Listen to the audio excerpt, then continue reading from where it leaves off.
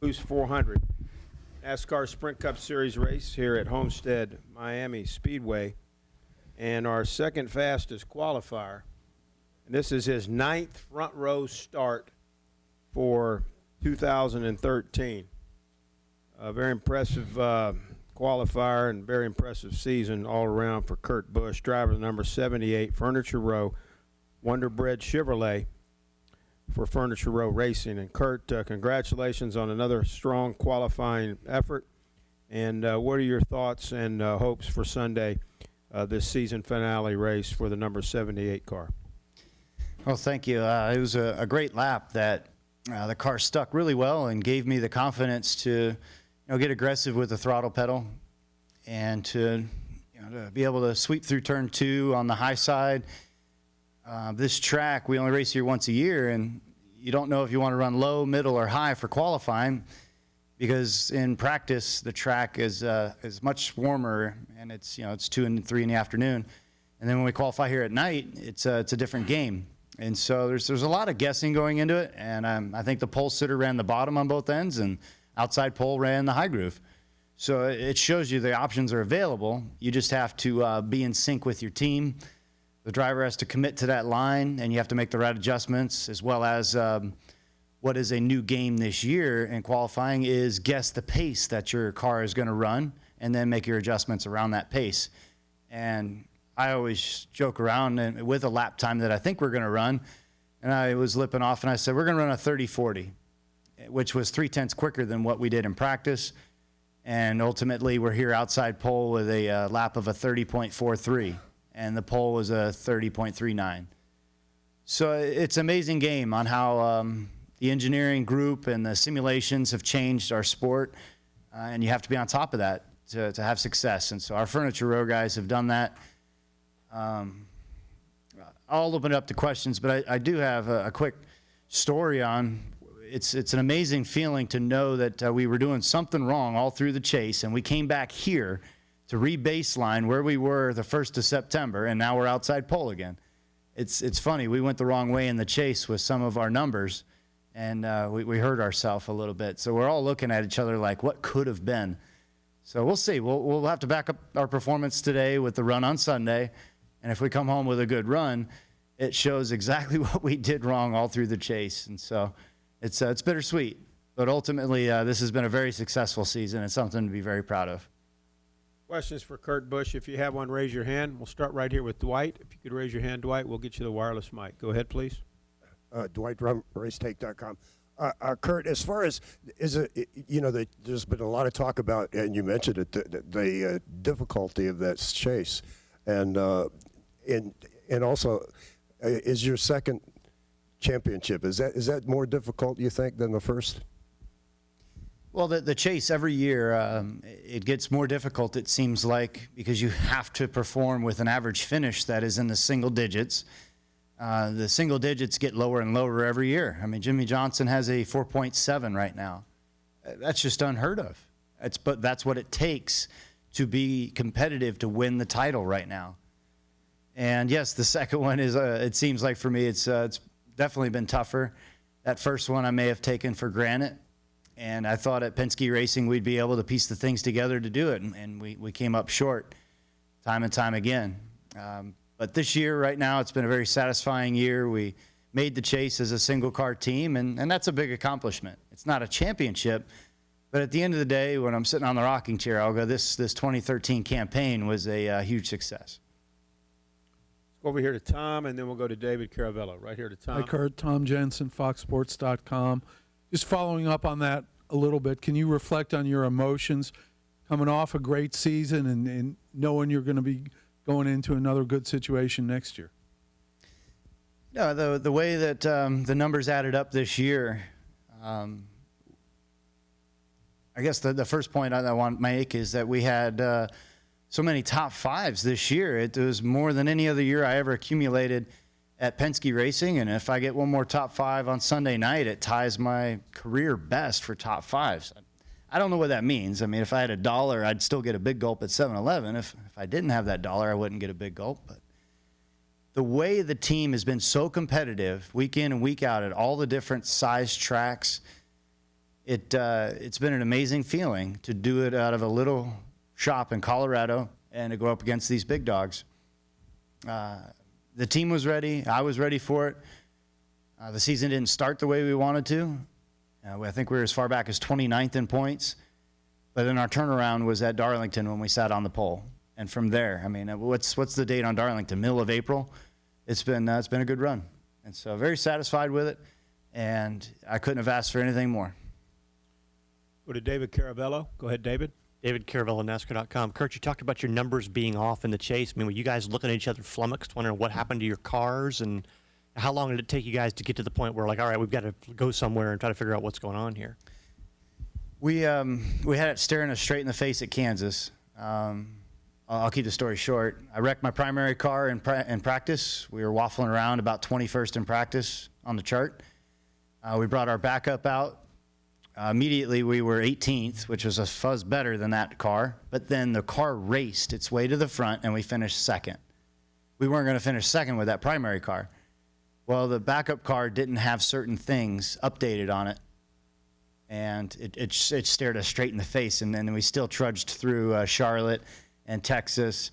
We realized we made a mistake at Dover, even Atlanta. So it shows the mile and a halfs we did the wrong thing on. And how many mile and a halfs are in the chase? So it's good. It makes it to where I feel like the team is in a better place, and that Truex will benefit from that. And then I have to learn from that mistake so that I can keep the Stewart-Haas group from steering down that road. Any additional questions for Kurt? Kurt, congratulations on another strong qualifying effort. Congratulations on a good season so far, and best of luck Sunday. All right, thank you. Thank you. Our third fastest qualifier for Sunday's 15th annual Ford Ecoboost 400 is Joey Logano. And Joey drives the number 22 Shell Pennzoil Ford for Penske Racing. Joey, talk about your qualifying effort out there. How's your race car and your outlook for this weekend? Pretty good. Shell Pennzoil Ford was fast right off the truck. I think we were 5th quick in race trim right off the truck, and a lot of cars were in qualifying trim. So anytime that happens, you know you got a really good race piece, and really was a little bit surprised when we switched over to qualifying trim. There wasn't as much speed in qualifying trim as there was in race trim. But Todd and all the guys on the team did a great job. They made a couple little adjustments here and there, and kind of made guesses on where the track was going to go, and we were able to pick up from, I think, 10th at the end of practice to a 3rd here. So yeah, 3rd's great. You know, I want to be first, you know, so it's a little aggravating because you're so close to it, but anytime you're mad with 3rd is a good thing. Questions now for Joey. If you have one, raise your hand. Alan has one right there in the middle. If we could get Alan a microphone, please. Thank you. Alan Cavana, NASCAR.com. I saw you on pit road having a lighthearted moment with the 20 guys. What is it like looking back now, knowing that, I mean, Matt had a career year and you left that team and you had a career year. Now that, you know, 1 year's gone by, what are your thoughts on it? Yeah, changes are always good when you know, both parties make out good. And obviously both of us are doing well. You know, they've made a huge step, obviously. And you know, myself with the 22 team have done a decent job. You know, since the chase started, we've had fast race cars. You know, we had a tough start, and we've been kind of digging our way out of a hole, which we've done all year. We put ourselves in a hole in the beginning of the season, and we worked our way into the chase. Now coming to this weekend, I feel like we can get up to 6th in points with probably winning this thing, which I need to do. But, you know, that's why I set my goals. I set my goals really high, and I feel like I got a car that can do it. So hopefully we can tune in a little bit more tomorrow. And, you know, obviously we're starting close enough to the front to make it happen. So I'm excited about it. I got a fast car, and we'll try to work our way up points the best we can. No, I don't look at it that way at all. I look at it, you know, look at my own deal, and think about what we've done this year and what we can do to make it better next year. Anytime I start worrying about other cars and other people and stuff like that, and it doesn't make my race car go faster. Let's go over here to the right. Lewis? Yes, Lewis Frank Speed Week. If I got the schedule right, you'll have gone out all different times except perhaps tomorrow's practice at 3 o'clock. How do you prepare for a race where you've gone out at so many different times, different conditions? That's a great question. It's difficult. Luckily for us, I came down here and did the nationwide test here a few weeks ago when the Hendrick guys and Gibbs guys were down here with their Cup cars. We were down here testing the 22 nationwide car, and that's when you get to see how the track changes throughout the whole day, right? Because I think we started at 9 and went to 6 or 7:30, I think we went to. So you get to see the track get hot, middle of the day, and then as it cools down into the dark and what the track does. And that's some valuable notes for us to have. And I'm not going to tell you what it does, but there is some change there. And obviously when you get dirty air, that's going to change it even more. So it's stuff we fight every week, on where the track's going to be the next day. Is the temperature going to cool off or heat up, and which way do we think it's going to go? And that's why we all take notes, because we race way too many times to remember all this in our mind. So we take all these notes down and try to look through them and see what the trends were that we fought and which way we thought the track went maybe last year, and come up with a good game plan, what we want to do leading into Sunday and as the race goes and the night comes. Other questions for Joey? Dwight, and then Jenna. Dwight from racing.com. Joey, obviously you started racing at a real young age. Do you think that gave you, you've been a rookie a lot of times, do you think that gave you an opportunity to do well in the chase? Starting young? I don't know, I don't feel young anymore, but it's, I don't know if that's really changed when making the chase, if that helps me or hurts me or whatever. I don't think it really makes a difference now that I'm in the chase. But I do think having the amount of experience that I have at the age that I am is an advantage. I feel like that is good. But if it took a while to gain this experience and understand what's going on and how to, basically gain that maturity level to what I need to be a Sprint Cup driver. So I feel like knowing what I know now at the age I am is great. I feel like I'm in a good spot knowing that. And I'm never where I want to be, because everyone in this series is always getting better. But I feel like I'm on the right track and in the same ballpark as everyone now, and of the lead pack of where I need to be. And just keep making steps from there. Go to Jenna and then over here to Jeff. Jennifer, AP, I saw on Twitter you're engaged. Congratulations. I am? I don't know. I don't know if you did you break as many hearts as like a Casey Kane engagement would go? I have no clue. I wouldn't think so. I don't think I'm that good looking, but that's why I popped the question. I'm not going to do any better. I knew that, and she's a great girl. She's I've been dating her for a long time, and she's really actually my first kiss and the first girl I ever went out with. So kind of cool to have that relationship for a long time, and figured I'd go for it. Yeah, I've known her for a long time, and it's at the ice rink. I was a Zamboni driver, and she was a concession stand girl, and so I cleaned the ice, and she sold French fries. So, how we doing? How did you propose him? She had a 2000 something Jeep that I felt like she was probably gonna die in, and she really likes Thunderbirds. And which is funny, because she's probably the only girl in her 20s that really loves Thunderbirds. So I upgraded her to a Ford and surprised her with that and the ring and the whole nine. So it's kind of a cool thing. Kind of unique, I guess. I asked her if I can just get a car. I feel like you get more money or more for your money with that. Congratulations, Joy. Thank you. Other questions for Joy? All right, we'll let you go, Joy Logano. Oh, yeah. 6-minute ice cuts here. No joke. I feel like I missed a lot right now. You missed a lot. I know that. There's been a lot going on here. Yeah. I'm not going to get involved in this conversation right now. I already congratulated him. He just got engaged earlier.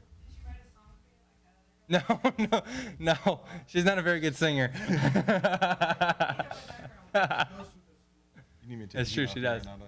Huh? You need me to take the heat off you right now, don't you? Yeah. All right, so on that note, He's like, stop. here's your asking me pole this." sitter, Mr. Matt Kenseth. Exit stage right, Joy. Yeah. Congratulations to you, Joy. Appreciate it. Thank you. See you.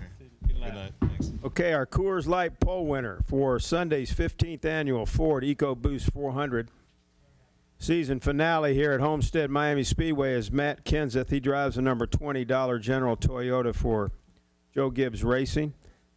This is his third pole in 2013, his first pole at Homestead Miami, and this is his 11th career pole.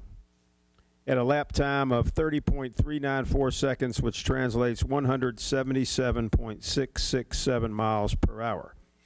Matt Kenseth, congratulations. Talk about, obviously this is something that you wanted to do in your quest to win that championship Sunday. So just how important you think this will play, at least at the beginning of the race when you're starting out front? Well, I've really been thinking about is I was wondering why you moved the podium from over there to over there since yesterday. We just try to mix things up here. Trust me, it's been one of those days. All right. Yeah. I mean, I'm always surprised when we're on the pole, and I haven't been surprised very many times in my career. So qualifying's not usually obviously my strong suit. So today Jason had a plan, and I didn't like it. He wanted to work on qualifying the whole time, and I typically just don't like that. So I think I had him frustrated by the end of practice. I think I missed every corner of every mock-up run that I made. So he did a really spectacular job today of helping me and pointing some things out and making adjustments to the car to make it do what we needed it to do. So he did a really good job, way better job than I did today, and he executed the plan good, made the right adjustments, and we got the lap. Got the pole in the pit selection. So it was obviously a successful start to our weekend. Questions for Matt? If you have one, raise your hand, please. Questions? Let's go to Lewis, Jenna, and How Bob. about the push-to-talk things? Louis Frank. They're gone too. Louis Frank of Speed Week. If there's rain tomorrow, are you concerned that you spent so much time on qualifying setups today? Nah, we tested here whenever it was, a week and a half, 2 weeks ago, and I think we ran, I don't know, felt like 1,000 miles, so we probably ran 300 or 400 miles, and got a lot of stuff to look at. So now that doesn't really concern me. If we went to test it here, I'd say yeah, a little bit, but not really. We ran a lot. Kyle ran a lot. Denny ran a lot. We got a lot of stuff to look at. So I hope it doesn't rain. I hope we can go run tomorrow, but we do have plenty to look at where I'm pretty confident they get it close. We'll go to Jenna, and then to Bob, and then to Nate. Jennifer, AP. Matt, is the pole run today, is it a morale booster or anything like that after last week? Can it do anything to lift the team, or is that not needed? Yeah, for sure. I mean, I think more than morale, probably a confidence booster. I think when your cars are fast and they do what you want. I know at least from my standpoint, it's and I've been really spoiled all year. But when you go out and you have a couple runs and the car doesn't do what you want, it doesn't respond to changes and all that, you start getting frustrated. You try to act like you're not frustrated, but you start to get frustrated. So. And when things go right, it's the opposite. I think it lifts your spirits a little bit. It gives you more confidence and all that. So, so for sure. I mean, the thing is, Jimmy's so far ahead that even if he does have a problem, we need to be in the front to be able to capitalize on that if he does have something go wrong. So this is a good start to that. It'll hopefully get you a bonus point right away. You have the best pit stall. That seems to be an advantage, usually every week. So I think it's important. I think we need to be up front and try to lead this thing as much as we can and be in that mix at the end. Let's go to Bob, and then to Nate. Bob Hockers, Sporting News. Do you feel confident you have a car that can win the race on Sunday and take advantage of any misfortune if Jimmy has it? I can't honestly answer that question until after practice is over tomorrow. I've never. It's just kind of who I am, I guess. But I don't know if I've ever got done and been like, okay, I'm super confident we're going to go win the race. I mean, these things are just too hard to win. I mean, I've got done with practice before and been like, yeah, it drives as good as I think we can get it to drive, and I think it's capable. But you never take these things for granted. You're never like, oh yeah, we're going to do it. I mean, you try to go in with the attitude that you can and you're capable and you have the equipment and all that stuff. But anyway, until we get out in race trim tomorrow and get out there with all the rest of the cars and see what this car drives like, this isn't one of the cars that we tested. So when we get back and see how it drives, see how it reacts to changes, in race trim, things like that, you'll have, I think, a better idea. Let's go to Nate, and then to Kenny. Nate Ryan, USA Today Sports. Following up a little bit on Jenna's question, Matt. there was a lot of, it seemed like relief and high fives in the pits there after you guys won the after you won the pole. After a performance like you had at Phoenix, and what the team endured there, how does it help, I guess, or did you need something like this to kind of rebound a little bit and just feel, make the team feel good about itself again? Yeah, I mean, I really can't speak for my team members. I think they feel good about themselves and they know what we've accomplished this year and all that. But certainly, I think Phoenix, takes a little bit of wind out of your sails. I mean, the season's been so good, and we led a lot of the chase, and when you have a day like that, and all of a sudden, 3 weeks ago we're leading the points, and now you go into the last race with a very slim shot at it, and you need a lot of help to make it happen. Certainly, that's going to take a little wind out of your sails. So yeah, I think coming back down here and sitting on a pole was a great confidence booster, and I think everybody's motivated, everybody's fired up, but yeah, it doesn't hurt. It always builds confidence when you run good. We'll go to Kenny, and then we'll go back in the corner to Pete, and this gentleman right here. Kenny Bruce with NASCAR.com. Matt, why the reluctance on your part to focus on qualifying setup?